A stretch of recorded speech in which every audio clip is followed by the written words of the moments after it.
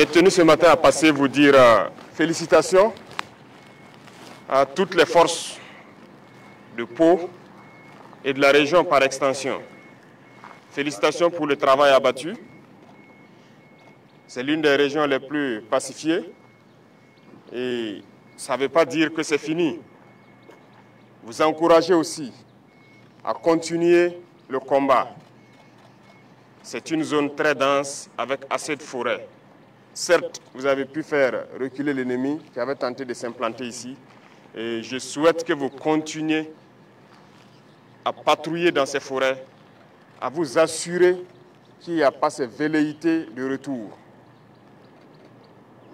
Donc, je le dis, félicitations, mais mes encouragements pour la suite. J'espère que je me fais comprendre. Ce n'est pas parce que l'ennemi n'arrive plus à pénétrer que c'est fini. C'est une guérilla et ici nous sommes au Centre national d'entraînement commando. Un commando, il sait ce que ça veut dire les infiltrations. Donc l'ennemi est capable d'infiltrer. Il faut prendre cette donnée en compte et rester donc en permanence en veille. Après cela, je souhaite que chacun puisse méditer encore son engagement. Son engagement parce que nous avons une guerre qui nous a imposée. Et aujourd'hui, plus que jamais, je pense que toutes les forces qui combattent doivent comprendre pourquoi nous nous battons. Et je dis souvent aux chefs d'éléments de pouvoir expliquer aux hommes pourquoi on se bat. On ne se bat pas parce qu'on veut se battre. On se bat parce qu'on nous a agressés. On est venu nous imposer une guerre. Et pourquoi on nous a imposé cette guerre? Je pense que tout le monde doit le comprendre. Parce qu'on veut de nos terres sans nous. Et ça n'a pas commencé aujourd'hui. Ça a toujours été comme ça le cas pour l'Afrique. Souvenez-vous de l'esclavage, où on est venu déporter beaucoup d'Africains, les bras valides d'ailleurs, ceux qui étaient à l'âge de procréer, qu'on a déportés, beaucoup sont morts et vidé l'Afrique. Puis est venue ensuite l'époque de la colonisation, où ils se sont déportés chez nous, ils nous ont massacrés, ils ont massacré nos ancêtres, ils ont tué au maximum. L'Afrique a été colonisée par plusieurs fois. Et aujourd'hui, plus que jamais, c'est une nouvelle forme de colonisation. Et pourquoi l'Afrique souffre tant? Parce que nous avons des richesses qui intéressent les impérialistes. Et je pense que tout un chacun de vous doit le comprendre. Si vous êtes en mesure de vous mettre en première ligne, de vous battre jusqu'au sacrifice suprême, comme on le dit, c'est que vous comprenez le sens de votre engagement. Vous êtes venus pour défendre la nation, pour protéger cette terre que nous ont léguée nos ancêtres. Les dévanciers nous ont écrit l'hymne. Et je pense que quand vous écoutez l'hymne du Burkina, ça commence par contre. Parce qu'ils se sont opposés à plusieurs formes de colonisation. Le Burkinabé est contre l'humiliation. Nous sommes contre toute forme de domination. Le Burkinabé est contre le néocolonialisme. Et c'est tout ça que vous devez prendre en compte. Pour comprendre qu'ils ont écrit l'hymne pour s'opposer à un certain nombre de faits dans ce monde. Et ils ont défendu cette terre et ils nous ont légué la terre. Et nous, notre devoir, c'est de nous battre et défendre nos terres également pour les léguer à nos enfants. Aujourd'hui, nous nous battons, mais pas forcément pour nous, mais pour nos enfants. Qui ici n'aime pas son enfant pour ceux qui ont des enfants? Tout le monde aime son enfant. Si un danger devrait arriver à un enfant, le papa préfère prendre le danger pour épargner l'enfant. C'est pour dire que le père préfère mourir pour que son enfant survive. Donc nous nous battons aujourd'hui, c'est pour les générations à venir, pour les léguer de meilleures terres et qu'ils puissent vivre à l'aise. Donc il n'y a pas de réserve dans ce combat. nous nous opposerons à tout ce que ces dominateurs veulent nous imposer. Et vous devez continuer à vous battre pour ça. Écoutez bien notre hymne. Et ça doit vous donner plus de motivation. Engagez-vous, parce que je le dis souvent, le Burkina est très riche. Aujourd'hui, nous avons grandi en effectif dans les forces armées, dans les forces de sécurité intérieure. Et en termes d'équipement également, nous avons beaucoup fait d'efforts. Mais où est-ce que nous avons eu ces ressources? Comprenez qu'il y avait de la richesse mal gérée. Et il y en a encore plus. Parce que comme certains le pensent, ou bien peuvent l'imaginer, il n'y a pas cette banque où vous allez aller prendre un prêt dans ce monde-là pour payer de l'armement. Il n'y en a pas. On ne prête pas dans ce monde-là pour aller payer de l'armement. Si vous voulez vous armer, vous devez utiliser vos propres fonds. Mais dans un passé récent, on était projeté, on n'était pas armé comme ça. Très loin de là. Je pense qu'il y a beaucoup d'anciens ici qui ont vécu la même chose, qui peuvent conseiller aux plus jeunes qu'est-ce qu'on vivait hier seulement et qu'est-ce qu'on vit aujourd'hui. Et ça doit vous donner de la motivation à vous battre. Et ça, c'est très important. Battez-vous pour vos terres. Battez-vous pour léguer un Burkina meilleur aux générations à venir. Battez-vous pour qu'on puisse exploiter décemment nos ressources et que ça nous profite. On a lancé plusieurs initiatives. Nos parents au village sont en tout cas plus ou moins contents de tout ce qu'on fait pour eux en matière d'agriculture, parce que notre population est en majorité agricole, pour tout ce qu'on est en train de faire en matière d'infrastructures routières pour pouvoir se déplacer et tout. Mais tout ça, c'est avec nos ressources. Vous regardez les images des autres pays. Vous aimerez que votre pays aussi ressemble à ces pays soi-disant développés là. Vous pensez que c'est impossible? Eh bien, c'est possible. Je disais à quelqu'un, il y a 2 ans de cela, je dis chez les autres, même les hôpitaux pour les animaux sont mieux équipés souvent que nos hôpitaux ici qui nous soignent, en termes d'appareillage et tout. Mais qu'avons-nous fait pour que nous soyons à ce niveau? Eh bien, nous allons rattraper et dépasser. C'est ce qui nous a amené à lancer des programmes également pour pouvoir construire des centres de santé modernes et équipés. Il n'y a pas de raison que nous restons à la traîne.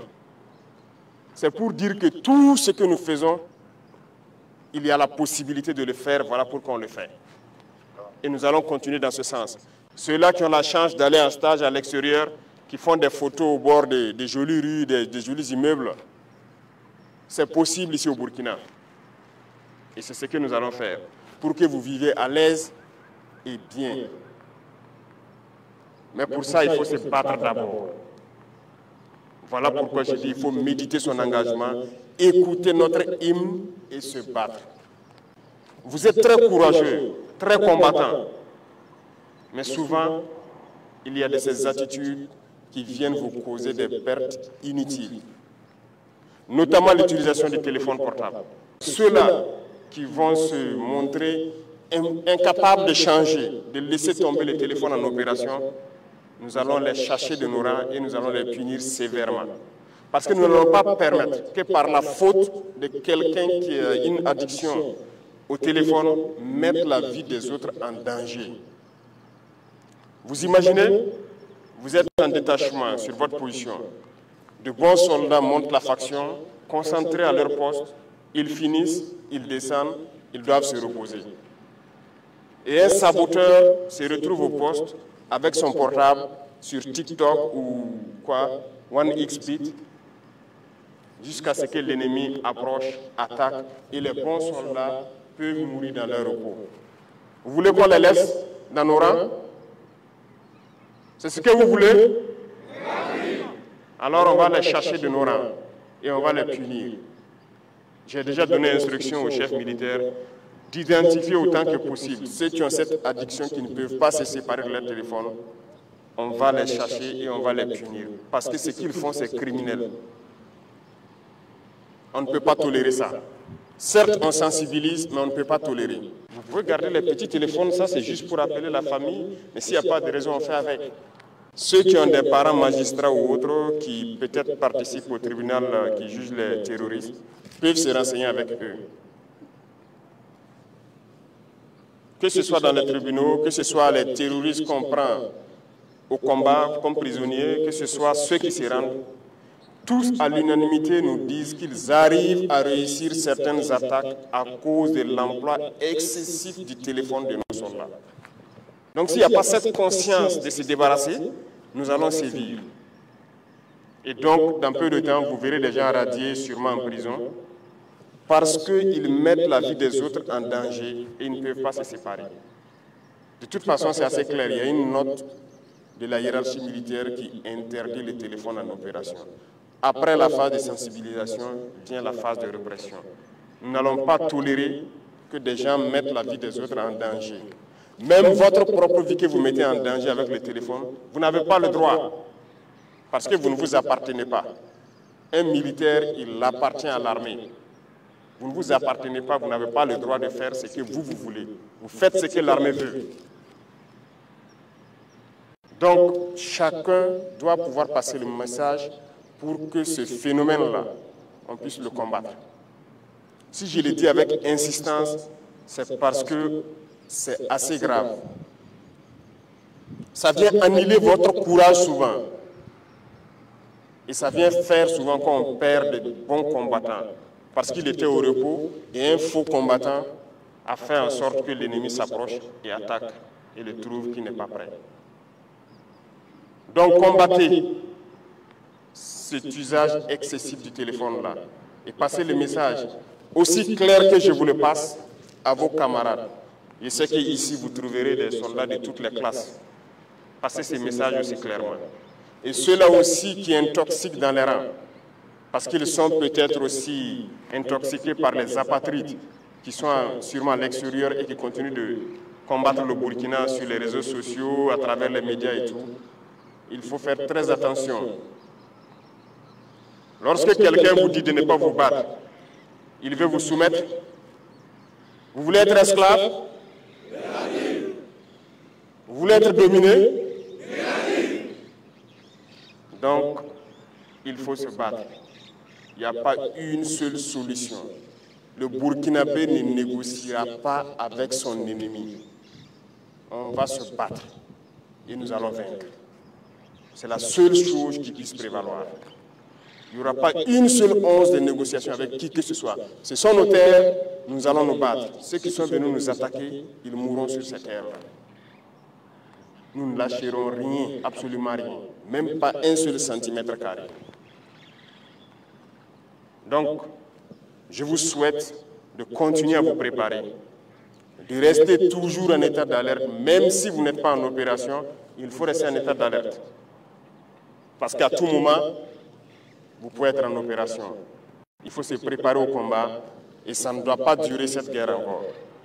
Parce que nous mettrons tout en œuvre pour que le combat reprenne une certaine intensité et anéantir cet ennemi-là. Félicitations à toutes les forces qui se battent et souhaiter que vous continuez à faire corps avec la population civile. Parce que c'est très très important. Nous, on n'a pas connu forcément cet amour entre armée et la population civile il y a des années de cela. Ce n'était pas facile, c'était de petites bagarres à n'en pas finir dans les maquis au quartier. Mais aujourd'hui, l'armée et la population sont soudées. Et c'est le facteur essentiel du succès des opérations comme ça. Vous avez les informations, les renseignements comme il le faut. Vous êtes soutenu moralement, vous êtes soutenu psychologiquement.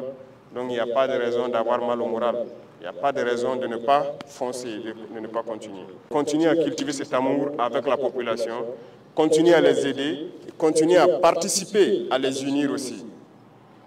Parce que notre passé de quelques décennies de mauvaise politique a contribué à fragiliser nos différentes couches sociales, à diviser les gens, souvent sur des questions futiles. Et votre rôle également, c'est de contribuer aujourd'hui à les unir. Parce que vos voix portent. Les civils croient en vous. Aujourd'hui, lorsqu'un soldat se met debout et parle à une dizaine de civils, ils l'écoutent et c'est plus facile pour les civils de mettre en exécution ce que vous êtes en train de leur dire. Donc chacun, autant que vous êtes, doit être un ambassadeur de paix, de cohésion pour nos frères civils.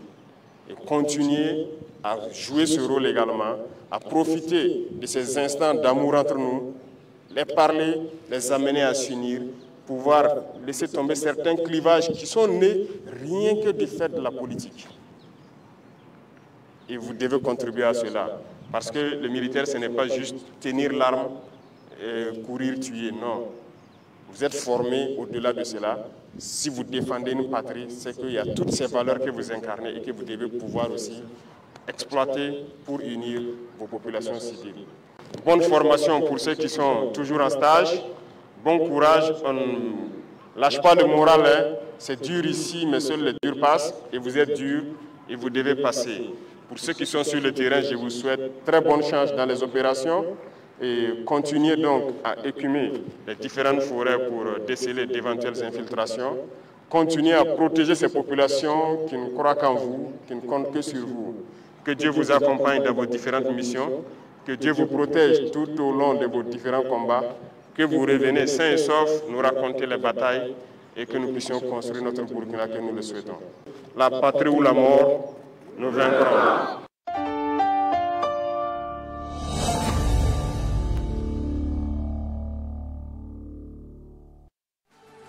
C'est une malformation